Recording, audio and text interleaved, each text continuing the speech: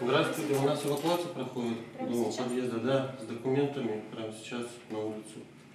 Есть угроза дальнейшего нарушения конструктивных сооружений, и есть даже возможность, есть угроза обрушения целого подъезда. Как мы видим, трещины именно в среднем подъезде.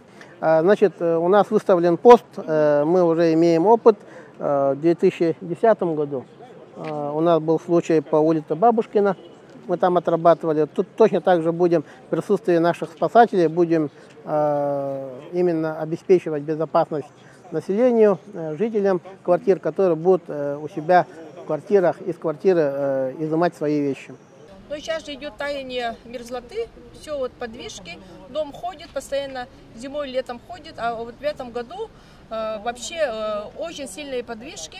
Мы же тоже мониторим, смотрим, да. В прошлом году, если перепад полов был 28 сантиметров, сейчас уже 32 на 4 сантиметра, а наклон дома увеличился до полметра. Он держится буквально на соплях, вот видите, там оконный проем разрушенный, и там держится только вот на таких вот железных этих штучках, и вот эта вот стена, она может обрушиться. Двери у нас буквально вот вчера еще открывались, закрывались, а сегодня уже двери все заклинило, то есть идет очень сильная подвижка. Вот и я забила тревогу, начала бегать везде, писать заявления. Ну, я рада, что наконец-то на наш дом обратили внимание, а не после того, как все обрушилось, и мы бы тут погибли, как говорится, да, под обломками.